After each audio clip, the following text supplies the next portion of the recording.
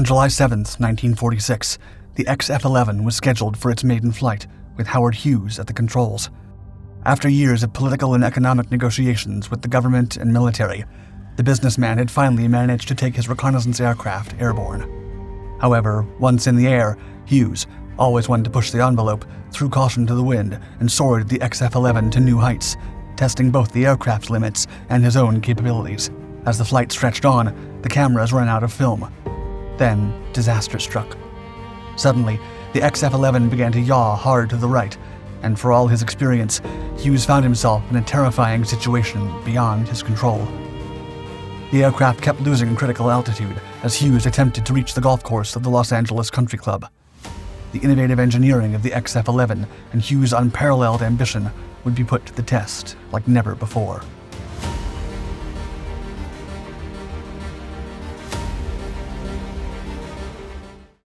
The innovative engineering of the XF-11 and Hughes' unparalleled ambition was put to the test like never before, much like you'll be when you dive into War Thunder, the most comprehensive vehicle combat game ever made.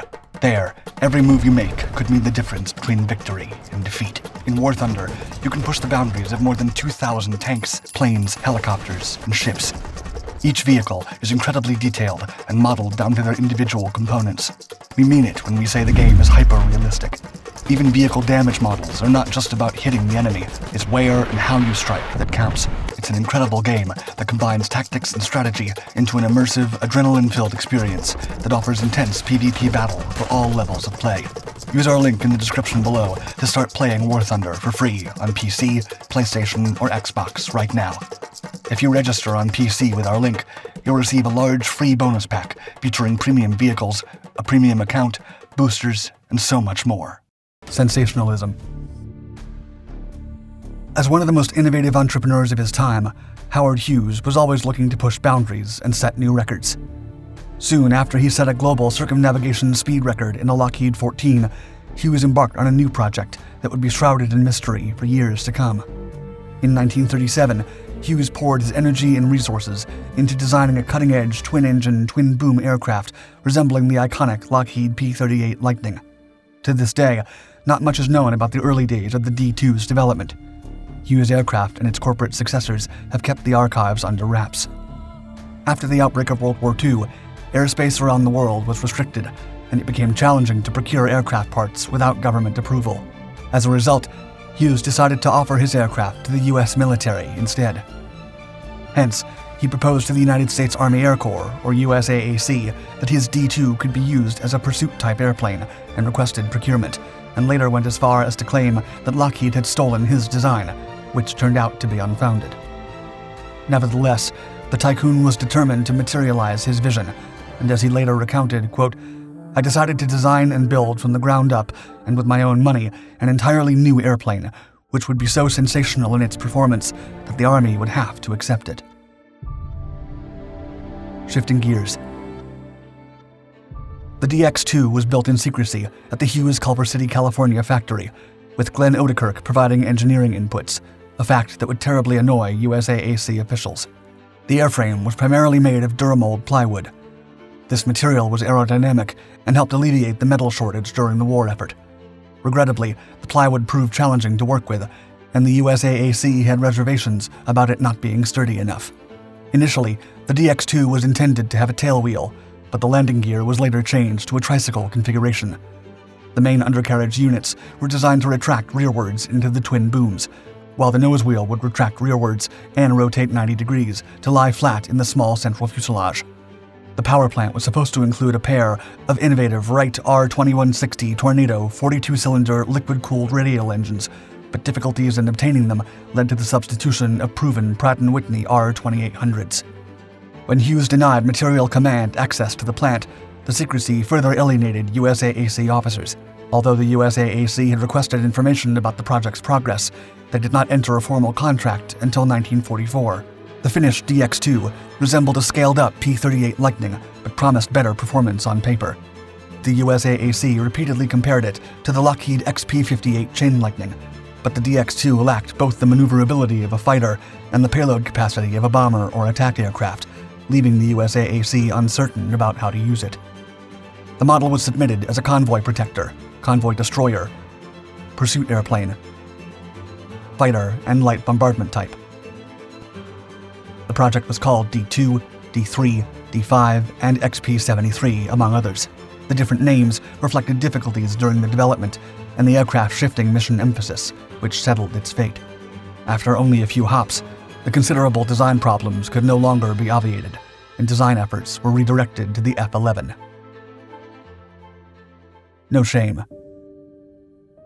In August 1943, Colonel Elliott Roosevelt, commander of the Northwest African Photographic Reconnaissance Wing and son of then-President Theodore Roosevelt, led a distinguished team tasked with evaluating several projects.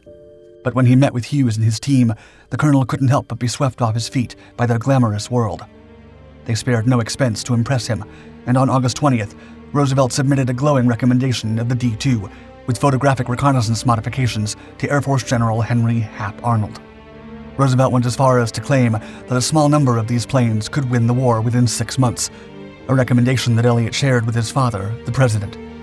The rest is history. Despite repeated objections from Material Command, General Arnold verbally ordered the aircraft, leading to the signing of a letter of intent for 100 F-11s. As soon as the preliminary $43 million contract was issued on October 11, 1943, Hughes retorted. He demanded hefty compensation for what he felt he had contributed to the development of the D-2 and what should be the direct derivative of the type, the F-11. However, he was met with Material Command's insistence on all-metal construction, self-sealing fuel tanks, and several other significant design changes. These requirements undermined Hughes' contention. Furthermore, the USAAF was not about to back down, arguing that the D-2 project had been initiated without their input, and that Hughes had continuously withheld crucial information about the aircraft. Conditions. Eventually, the USAAF made some minor design concessions. In exchange, Hughes failed to secure full reimbursement and had to agree to most of the design changes, notably the elimination of Duramold. The protracted negotiations dragged on for almost a year, and the project was plagued by significant delays. By early 1944, Hughes was training to juggle the F-11 and Hughes H-4 Hercules projects and was warned that the USAAF was considering canceling the F-11 due to its evident lack of progress. Therefore, Hughes hired Charles Perrell, former vice president of production at Consolidated Voltaire, to manage the program. When Perrell joined the venture, he found Hughes' team had a, quote, complete lack of experience in the design and construction of airplanes in general. The F-11 project was off to a rocky start, with the prototype's wings arriving 6 months past their expected delivery date in April 1945. Plus, the end of the war in Europe drastically reduced the order to just 3 examples, a static test model, and 2 prototypes. If that wasn't enough of a setback, the engines were delivered 7 months late in September 1945. Despite these challenges, Charles Perrell turned things around and got the project back on track, only to be terminated when Hughes began meddling. Nevertheless, the prototype was ready in a few more months. The XF-11 featured a tricycle landing gear, twin engines, and twin booms, and it was all made from metal. Unlike its predecessors, the P-38 or the D-2, the XF-11 had a much larger wingspan and higher aspect ratio. The Pratt & Whitney R4360 31 28-cylinder radial engines used on the XF-11 were powerful, but not without their issues. During testing, the contra-rotating 4-bladed variable pitch propellers proved problematic, often reversing pitch unexpectedly. Despite these issues, the USAAF conditionally accepted the first prototype on April 5, 1946, and Hughes would be the first to suffer the consequences of his stubbornness. Reckless abandon. On July 7, 1946, the first prototype of the XF-11 was set to take its maiden flight from the Hughes Aircraft Factory Airfield at Culver City, with Hughes at the controls. But what should have been a moment of anticipation quickly turned into a nightmare. Hughes didn't follow the agreed testing program and communications protocol. Instead, he remained airborne almost twice as long as planned, seemingly distracted by landing gear retraction problems. He even requested that another aircraft be flown alongside to observe the operation of the gear. An hour into the flight, with the onboard recording cameras out of film, a leak caused the right-hand propeller controls to lose effectiveness. Then, the rear propeller reversed its pitch, disrupting the engine's thrust. The aircraft began to yaw hard to the right, and despite his many years of experience, Hughes found himself in a situation he couldn't control. Instead of feathering the propeller, Hughes improvised troubleshooting, raising and lowering the landing gear while constantly losing altitude. He made an attempt to reach the golf course of the Los Angeles Country Club, but the aircraft lost altitude 300 meters before reaching the field and impacted 3 houses, the third of which was destroyed by fire. Hughes was lucky to survive. USAAF investigators concluded that the crash was caused by a loss of hydraulic fluid that led to the failure of the pitch change mechanism of the right rear propeller. Regardless, Hughes successfully sued Hamilton Standard for the malfunctioning contra-rotating blades in the right propeller. Whim of the moment. A second prototype, fitted with conventional single 4-bladed propellers, was flown by Howard Hughes on April 5, 1947. Indeed, the USAAF had initially forbidden Hughes to fly the aircraft, but after a personal appeal and a posting of $5 million in security, the aviator had his way.